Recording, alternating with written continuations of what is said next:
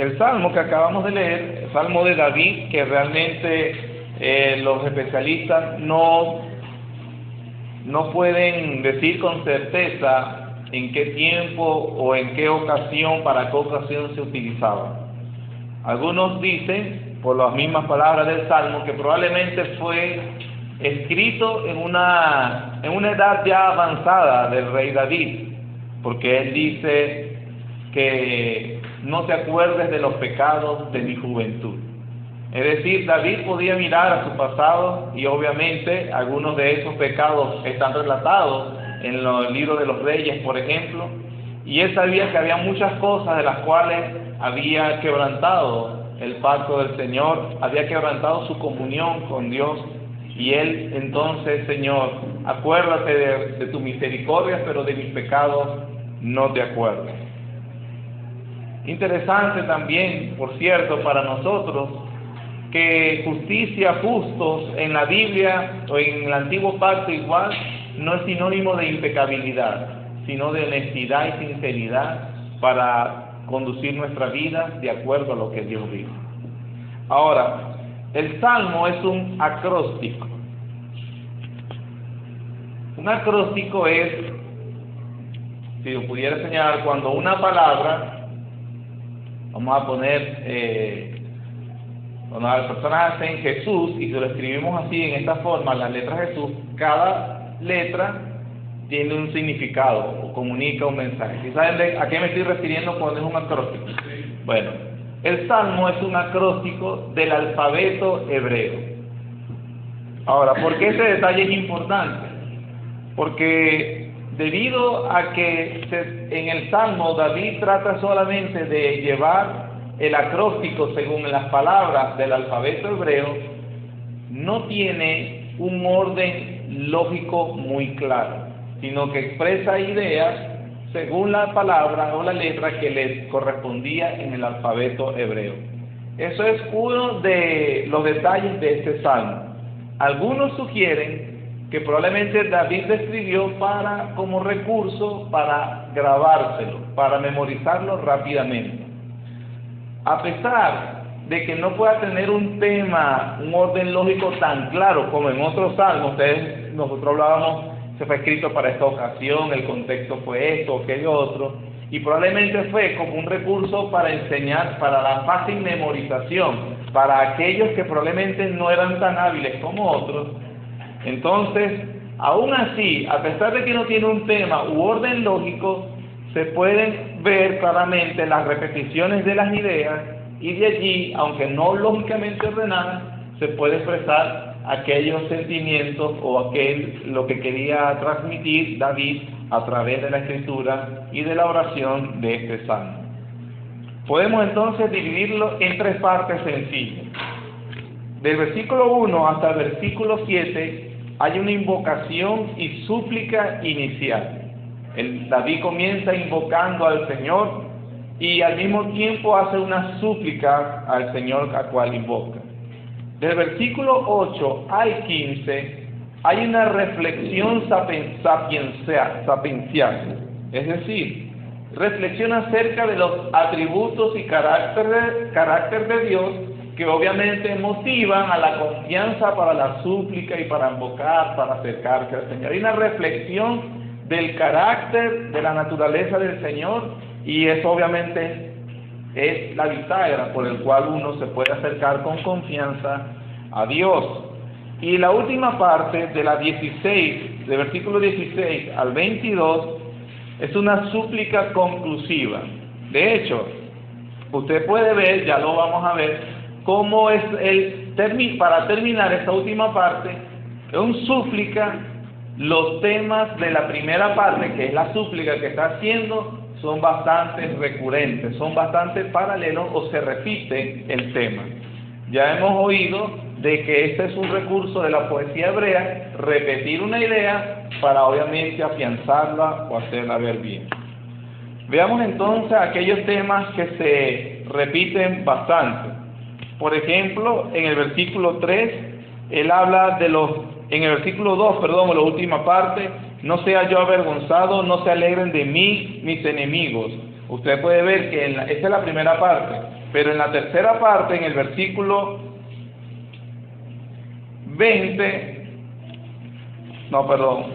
19, repite la idea: mira a mis enemigos cómo se han multiplicado. En la primera parte, por ejemplo, utiliza mucho el verbo esperar. Yo en ti, versículo 3, ciertamente ninguno en cuanto espera en ti, y luego lo repite en el versículo 5, en ti he esperado todo el día. En la tercera parte, vuelve en el 21, integridad y rectitud me guarden, porque en ti he esperado. También se habla mucho acerca de los que están avergonzados, y en la tercera parte, en el versículo, por ejemplo, 3, serán avergonzados los que se rebelan sin causa. En el versículo 20, parte B, de la tercera parte, no sea yo avergonzado, porque en ti confié. Se habla en el versículo 7, en la parte B, que te acuerdes conforme a tu misericordia. Y en el versículo 16, piensa, mírame y ten misericordia de mí. Así que se repite enemigos, vergüenza, esperar, tu verdad, misericordia, los pecados. Cada uno de esos temas se repite en la tercera parte. Sin embargo, vamos viendo la súplica, obviamente, de una parte, estaríamos viendo lo que se está diciendo en la tercera. Empecemos con la súplica que primero afianza el rey David. Por cierto, en la invocación inicial él dice: a ti, Señor, levanto mi alma, o a ti, Señor, voy a confiar mi alma. Por lo tanto, Señor, no permitas que los enemigos se alegren de mí o que yo sea avergonzado. Vean el versículo 4, ¿cuál es la petición? Se repite en el versículo 4 2 veces y en el versículo 5. Dice 3 palabras que es casi lo mismo. Dice: muéstrame, enséñame y encamíname. ¿Cuáles son las 3 palabras que la súplica que él repite al Señor? Muéstrame, enséñame y encamíname. ¿Y qué es lo que él repite tanto? Que él le muestre, le enseñe y le encamine. Muéstrame tus caminos, enséñame tus sendas, encamíname en tu verdad. Muéstrame, encamíname, enséñame los caminos, las sendas y la verdad. Todas una repetición de la misma idea. El salmista está rogando a Dios por aprender su palabra. Una de las cosas que tenemos que comprender en los salmos y en el resto de las escrituras, que cuando se habla de los caminos de Dios, muéstrame el camino, enséñame el camino, quiero andar, ¿qué es lo que debo hacer? Se está haciendo referencia a que, Señor, tu camino es tu palabra. Entonces, házmela entender. ¿Por qué el salmista insiste tanto a Dios en aprender su palabra? Porque en los salmos, los justos o los piadosos son aquellos que no abandonan su vida, o mejor dicho, no abandonan en su vida el pacto que Dios hizo con ellos en el Sinaí. Es decir, son aquellos que valoran, atesoran de una manera muy especial lo que Dios les dejó a ellos, y en este caso es sus mandamientos. En contraste, los impíos son aquellos que obviamente tienen en poco la palabra del Señor. El salmista está diciendo que tiene un hermoso tesoro en los sabios consejos de la ley de Dios, que él reconoce que la ley de Dios no solamente es una instrucción religiosa o de ceremonias, de ritos que tenían que ver con su religión, sino que también era la instrucción para encaminar la vida en lo que Dios le agradaba. Que la ley del Señor, por ejemplo, te daba instrucciones del tratamiento de esclavos. Estoy hablando para esa época. Hoy sería el tratamiento de los empleados. No existe la relación esclavo-amo. La ley del Señor prescribía y daba instrucciones de cómo se debía prestar dinero y cómo pedir cuentas. ¿Por qué estoy haciendo esta referencia? Porque vemos que la ley del Señor no es solo cómo debe ser cordero cómo debía ser el altar, cómo se debía matar, cuáles partes era que debía dividir. Eso también lo dice la ley del Señor. Cómo era el templo, cómo debía uno acercarse, qué debía orar, como instrucciones, digamos, religiosas. Pero la ley del Señor no era solo eso, sino que también, como estoy ya diciendo en los ejemplos, abarcaba toda la vida práctica. La ley del Señor, por ejemplo, hermana, daba instrucciones claras sobre cómo pedir,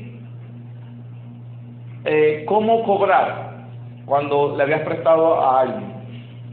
Daba instrucciones claras, el uso de las pesas y las medidas, cómo se debía hacer el comercio, cómo se debía recoger inclusive en el trabajo las cosechas, el porcentaje inclusive, y describía hasta el porcentaje de cuánto se le debía dar a los pobres, a las viudas, a los extranjeros.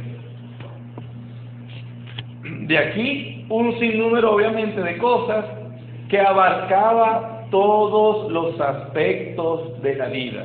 Y en Levítico inclusive se daban instrucciones claras de cuáles eran los grados consanguíneos para poder aparentar, para poder, para poder casarse o para poder relacionarse. Todas esas cosas hablaban de el camino del Señor, la senda del Señor, lo que Dios había dispuesto para que el hombre transitara y viviera por él. Lo que está pidiendo el salmista entonces es: Señor, enséñame, encamíname y muéstrame tu camino en tu ley. Moisés, por cierto, se refirió a la ley del Señor después de haberla otorgado a Israel y les dijo: andad o caminen, andad en todo el camino que Jehová vuestro Dios os ha mandado para que viváis. Deuteronomio capítulo 5, versículo 13. Se necesita entonces, en la Biblia se compara a la vida de una persona como alguien que está andando en el camino, cuando está obviamente con el Señor en el camino recto. El Salmos 37:5 dice: encomienda a Jehová tu camino, confía en Él y Él hará. Esa encomienda a Jehová no es solamente, bueno, Señor, en tu nombre voy en el día de hoy. No. Es, ¿qué me toca hacer hoy? Mi trabajo. ¿Cómo debo hacer mi trabajo? ¿Cómo me debo conducir? ¿Qué dice tu palabra? Eso es encomendarse a Dios. Como dice tu palabra que yo me debo conducir, entonces eso es encomienda a Jehová tu camino. O el Proverbio 16 dice: el corazón del hombre piensa su camino, mas Jehová endereza sus pasos. Es decir, Dios nos da instrucciones claras en la palabra del Señor para que nosotros tomemos la medida, como lo que usan los albañiles, la plomada, para saber qué tan derecho o qué nivel estamos de la verdad, la palabra del Señor.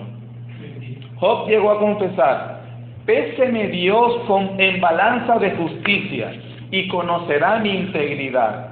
Si mis pasos se apartaron del camino, si mi corazón se fue tras mis ojos, y si algo se pegó a mis manos. Cuando Job hablaba, si mis ojos se apartaron del camino, hablaba de la instrucción que para ese momento tenía el patriarca Job. La palabra camino se refiere o el camino del hombre se refiere a todas nuestras experiencias, a las ocasiones que vivimos, al estilo de vida, al comportamiento en general, a todos nuestros hechos. Señor, que mi vida refleje que yo ando en tu camino, y ese camino es porque soy instruido en tu ley y así me conduzco. Hablaba de cómo inclusive hacer comercio, cómo tratar a la esposa, cómo tratar a los hijos, cómo obedecer a los padres, cómo hacer cualquier actividad en la cual se desenvuelve el hombre, debe ser instruido por la palabra del Señor. Y por eso David: muéstrame, Señor, tu camino, porque no quiero hacer nada lejos de ti. Era la preocupación de David. Inclusive,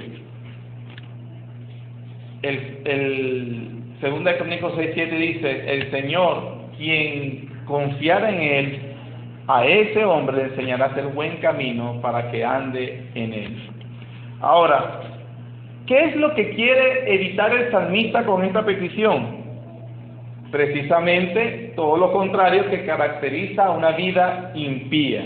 ¿Y qué es lo que caracteriza a una vida impía? Que él anda en sus propios caminos. Totalmente lo contrario. Enséñame, muéstrame tus caminos, porque lo contrario es andar en mis propios caminos. En el Salmo 25:12, ¿quién es el hombre que teme a Jehová?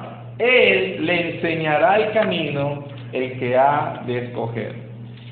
¿Sabe que para David este tema era bastante recurrente? Vamos al Salmo 119.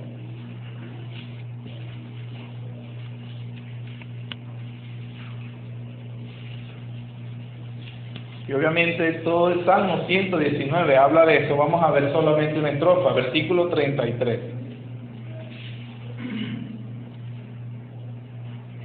Y vemos como David sabe que no hay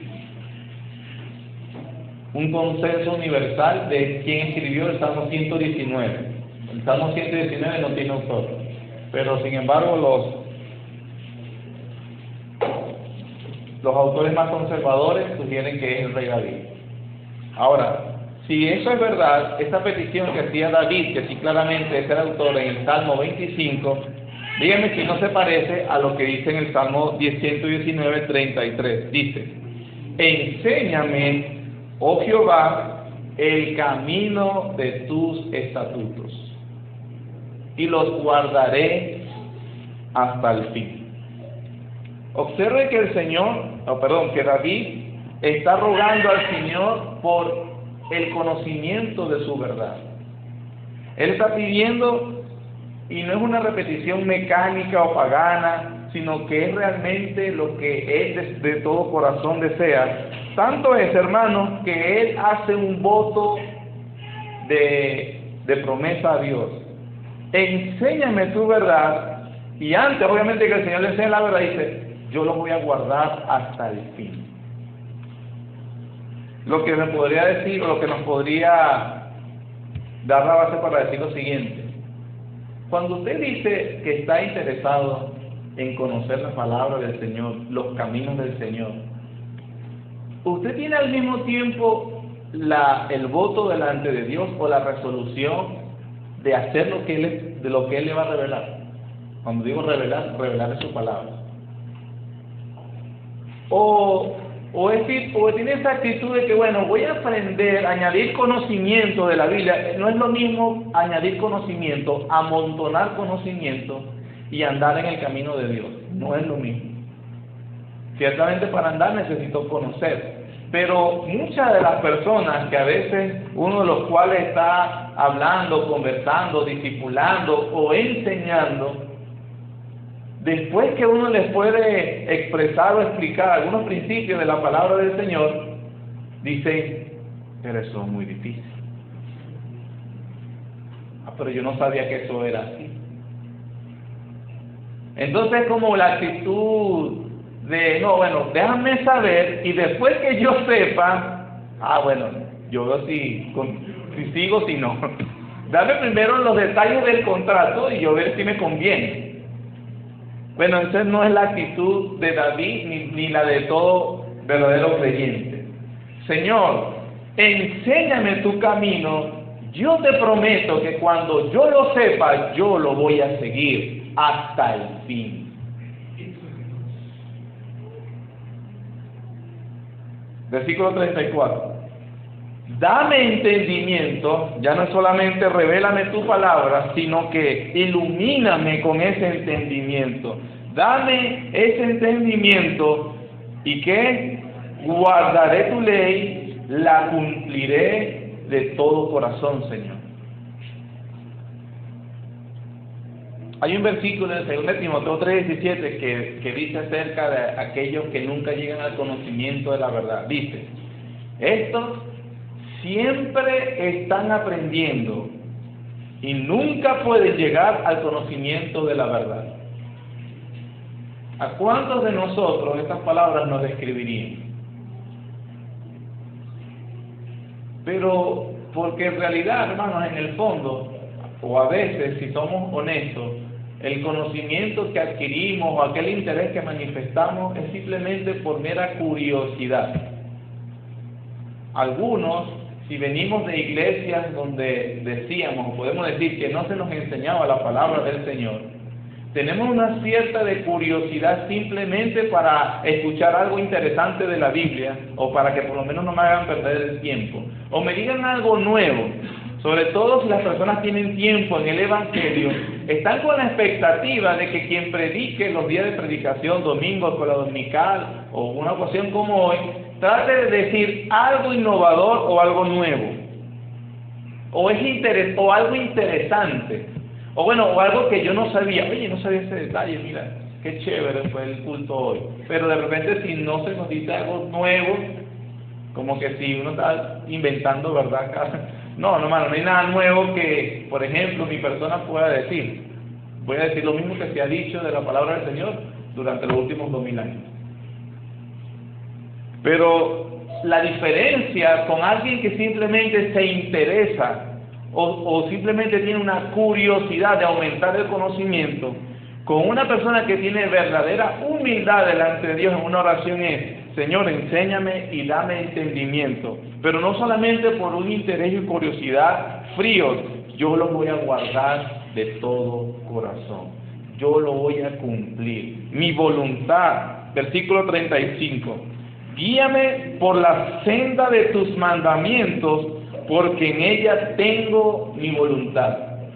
Aquí se repiten los mismos conceptos: camino, ley, senda. Algunos dicen la diferencia, que las sendas no son como por ejemplo, los caminos, vamos a decir, son las calles transitadas, las calles que todo el mundo conoce, que comunican un punto a otro punto, pero las sendas no son aquellos caminos ya preestablecidos, sino que por el uso de tantas personas se terminan como produciendo esos caminos y se terminan como estableciendo como huellas para que los demás también pasemos por allí. Es decir, han habido generaciones y han habido cristianos que han transitado los caminos que a nosotros nos ha tocado transitar. Cuando pasamos por miedo, cuando pasamos por ansiedad, cuando pasamos por presión, cuando pasamos por pobreza, cuando pasamos por persecución.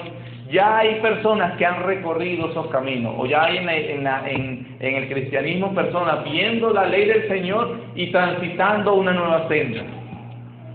Entonces el salmista o David está pidiendo: Señor, ayúdame a recorrer esos caminos que ya otros. O sea, yo no voy a inventar un nuevo camino. Yo no voy a inventar el camino más corto, los caminos verdes. No, esos ya están hechos ya, Señor. Guíame y enséñame.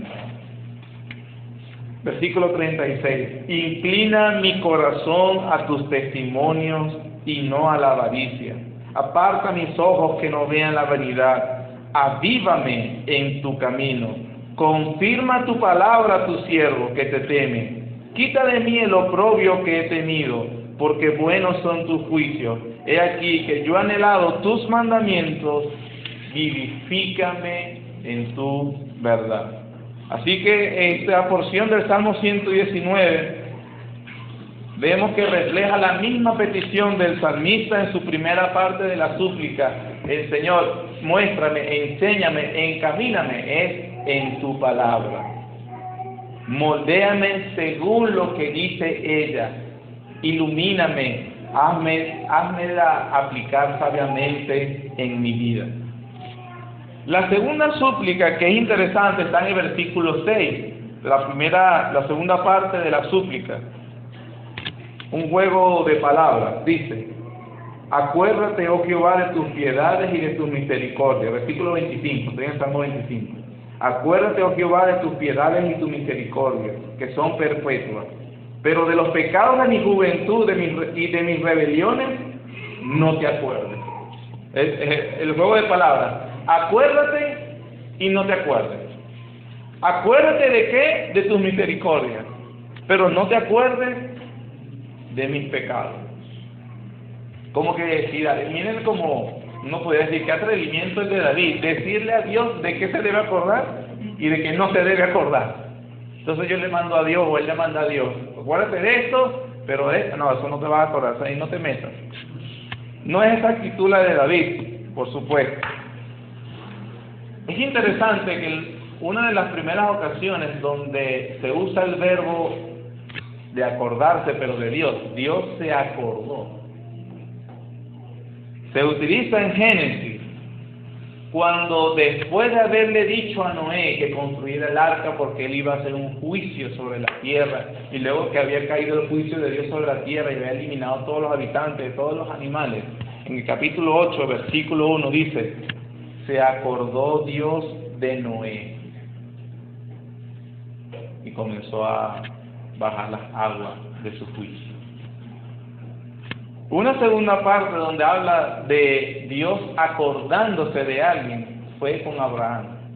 Saben en Génesis 19, cuando Dios había decidido enjuiciar a Sodoma y a Gomorra, y que en la ciudad de Gomorra y Sodoma vivía su sobrino Lot, y Abraham había intercedido por Lot.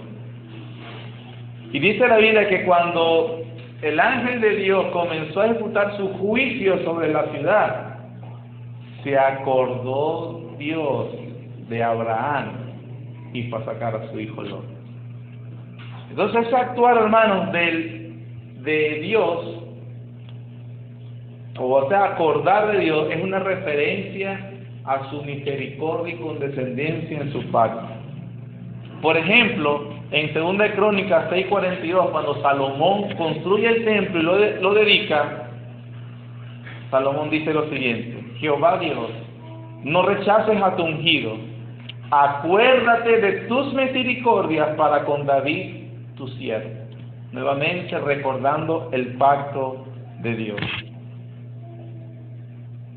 Y cuando dice no te acuerdes, Señor, acuérdate de que hiciste un pacto, pero no te acuerdes. También la Biblia habla de Dios haciendo promesas de no acordarse de algo. En Jeremías 31:34, en el nuevo pacto, Dios promete: perdonaré la maldad de ellos, no me acordaré más de sus pecados. David entonces está simplemente utilizando el lenguaje que le ha enseñado Dios a él mismo. Lo que él ha prometido, acuérdate de tu palabra, pero tampoco no es como que si el Señor se le olvidó su palabra, a él no se le olvida sus promesas. Pero la oración y la petición, pero de mis pecados, no te acuerdas, tú prometiste, Señor, no acordarte de tus pecados. En Éxodo capítulo 2:24, cuando Israel estaba siendo afligido y cuando estaban siendo afligidos duramente por el faraón, dice la Biblia que él se acordó del pacto con Abraham, con Isaac y con Jacob. Dios se acordó. Dios se acuerda de las promesas que le ha hecho a su pueblo, hermano. Y de allí la expresión de confianza de David para decirle: Señor, acuérdate de tus pactos. Y ese pacto fue por pura misericordia. Pues le dice: acuérdate de tus piedades y de tus misericordias. El Señor Jesucristo ha entrado a un nuevo pacto con su pueblo. Él se va a acordar de su pacto. Y entre las promesas, darnos vida y paz. Para terminar, vemos la reflexión sapiencial que hace en la segunda parte. Al describir entonces un poco los temas de la primera y la tercera parte, nos queda solo por ver los temas que se repiten o que se hablan en la segunda parte del Salmo. Y hablan del carácter de Dios. Bueno y recto, versículo 8. Bueno y recto es Jehová. Por tanto, Él enseñará a los pecadores el camino. En la primera parte le decía: muéstrame, enséñame, encamíname, guíame por tus caminos y por tus sendas. La parte dice: el Señor encamina a los pecadores. Versículo 9. Pero ¿cómo son esos pecadores? Encaminará a los humildes por el juicio, enseñará a los mansos su carrera. En la primera parte, muéstrame, enséñame y encamíname. Bueno, En la segunda parte, el versículo 8 dice, Él enseñará a los pecadores el camino, Él encamina a los humildes, Él les enseña a los mansos. Ya nosotros hemos visto acerca de quién es un humilde, quién es manso. No es ser impecable. Nunca se habla de los cristianos verdaderos como impecables. Solo hay uno que es impecable, nuestro Señor Jesucristo. Y Él llevó sobre su cuerpo la ira que provocaba nuestros pecados. Pero dice que el Señor encaminará a esos pecadores humildes y mansos que vienen a Dios. El que a mí viene, no le echo fuera. Los humildes, los pobres en espíritu, los que reconocen su banca espiritual, su bancarrota espiritual. Él es bueno y Él es recto. ¿Por qué Él es recto? Porque Él prometió que si venías a Él, Él te perdonaba. Y Él se acuerda de sus palabras. Versículo 10, hablando de las sendas igualmente. Todas las sendas, es decir, ese camino, esa instrucción, miren lo que dice David. Todas las sendas de Jehová, la palabra del Señor, son misericordia y verdad. Pero ¿quiénes las consideran así? Eso es misericordia y verdad para los que guardan su pacto y sus testimonios. Para los que guardan y viven conforme al pacto que Dios ha hecho con ellos, sus testimonios, referencia a los testimonios, los estatutos del pacto. Bueno, quienes guardan ese pacto, quienes guardan ese testimonio, para ellos las sendas del Señor son misericordia y son verdad. Versículo 11. Por amor de tu nombre, oh Jehová, perdonarás también mi pecado, que es poquito, que bueno, es un desliz. Miren lo que es aprender la ley de Dios correctamente. La ley del Señor, entre los usos que tiene, es enseñarle a los hombres que son pecadores.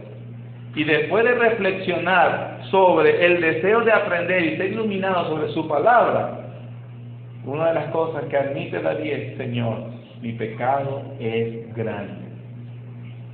Pero hermano, viéndonos desde el punto de vista de David, si realmente nosotros estamos de acuerdo con él, si somos convencidos de que nuestro pecado es inmensamente grande, si es un abismo profundo que nosotros no pudiéramos escalar, si realmente tenemos esa gracia del Señor de ver lo terrible y horrible que es nuestro pecado, y es una gracia del Señor, entonces, y solo entonces, valoraremos y atesoraremos el sacrificio de nuestro Señor Jesús por nosotros. Mientras más grande ves tu pecado, entonces más grande ves el amor de Dios en Cristo Jesús. Porque si yo lo viera pequeño, bueno, el Señor hizo todo eso muy dramático, por cierto, pero pudo haberlo resuelto de otra manera. No, la verdad es que lo que tenemos que ver es nuestro pecado, que es inmensamente grande, profundamente cochino, y el Señor Jesús bajó a mi barro cenagoso y me sacó, por amor de tu nombre. Alabado sea. ¿Quién es el hombre que teme a Jehová? Versículo 12. Él le enseñará el camino que ha de escoger. ¿A quiénes son los que Él va a encaminar y va a llegar, va a guiar? A los que temen. Versículo 13. Gozará Él de bienestar y su descendencia heredará la tierra.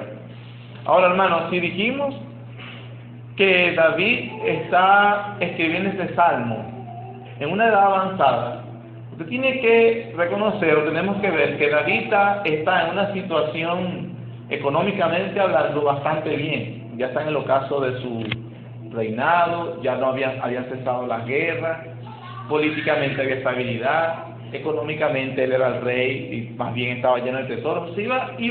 Estaba en los planos de construir un templo al Señor. Ahora, pero él dice que el que teme a Dios, Dios lo va a dar, del versículo 3, gozará él de bienestar. Su descendencia heredará la tierra. habla de esa bendición que había en el pacto con Abraham de otorgar una tierra. Sin embargo, en el versículo 14, David escribe cuál es ese bienestar que el hombre que teme a Dios va a disfrutar. Versículo 14. La comunión íntima de Jehová es con los que le temen. Aquel bien, aquel gozo más alto que puede disfrutar un hombre que teme a Dios, no son las bendiciones de Dios que se pueden alcanzar o que Él puede otorgar en cualquier momento, sino que es Él mismo y disfrutar de una comunión íntima con Dios. La comunión íntima de Jehová es con los que le temen y a ellos hará conocer su pacto. Esos entonces, hermanos, los temas que surgen del Salmo 25. No con un orden lógico, por la misma obligación que tenían de escribirlo por cada letra, pero sí de lo que se repite. El deseo sincero y genuino de aprender la palabra del Señor para obviamente moldear la vida de acuerdo a la palabra del Señor. El fundamento de acercarse a Dios a través de su misericordia y pactos hechos en su propia palabra. Y también de disfrutar de esa comunión íntima cuando realmente venimos en humildad y mansedumbre hacia Él. Amén. Por eso, Señor bendito, gracias, porque podemos acercarnos a ti, así como lo promete tu palabra, Señor, de que nos has llamado con un llamamiento santo, y a tu Hijo, nuestro Señor Jesucristo, lo has ofrecido en la cruz de Calvario por nuestros pecados. Gracias, Señor, porque hemos entrado en pacto contigo, Señor, en el nuevo pacto, donde prometes que no te acordarías más de nuestros pecados, donde prometes, Señor, que nos darías vida juntamente con Jesucristo, donde el Espíritu Santo, Señor, el anticipo inclusive para entrar de la vida venidera, del siglo venidero, mora entre nosotros, y porque, Señor, nos permites conocer tu palabra, iluminar nuestro entendimiento, pero ayúdanos, Señor, a seguir con una resolución inquebrantable, Señor, y obediencia de todos tus preceptos. Gracias, Padre, por tu bondad y por tu verdad. Ayúdanos, Señor. En el nombre de nuestro Salvador, nuestro Señor Jesús, dirígenos. Amén.